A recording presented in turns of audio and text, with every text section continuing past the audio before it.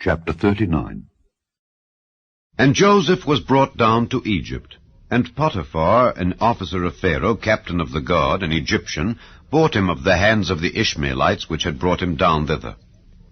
And the Lord was with Joseph, and he was a prosperous man, and he was in the house of his master the Egyptian.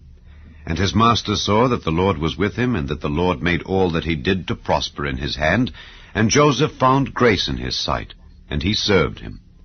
And he made him overseer over his house, and all that he had he put into his hand. And it came to pass from the time that he had made him overseer in his house, and over all that he had, that the Lord blessed the Egyptian's house for Joseph's sake. And the blessing of the Lord was upon all that he had in the house and in the field.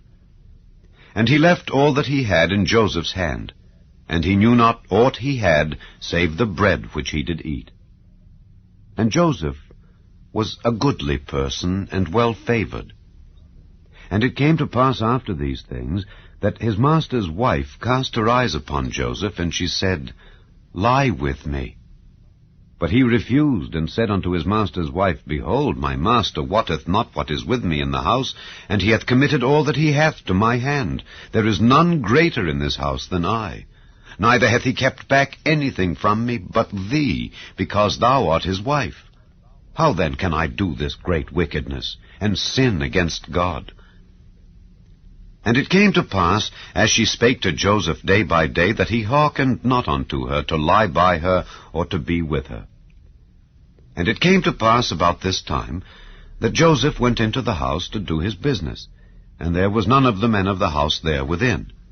And she caught him by his garment, saying, Lie with me. And he left his garment in her hand, and fled, and got him out. And it came to pass, when she saw that he had left his garment in her hand, and was fled forth, that she called unto the men of her house, and spake unto them, saying, See, he hath brought in an Hebrew unto us to mock us. He came in unto me to lie with me, and I cried with a loud voice. And it came to pass, when he heard that I lifted up my voice and cried, that he left his garment with me, and fled, and got him out. And she laid up his garment by her, until his lord came home. And she spake unto him according to these words, saying, The Hebrew servant which thou hast brought unto us came in unto me to mock me. And it came to pass, as I lifted up my voice and cried, that he left his garment with me, and fled out.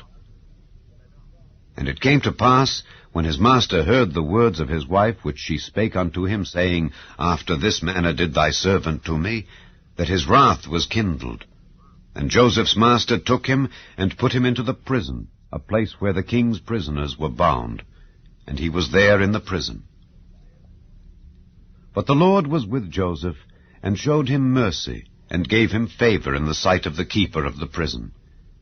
And the keeper of the prison committed to Joseph's hand all the prisoners that were in the prison, and whatsoever they did there, he was the doer of it.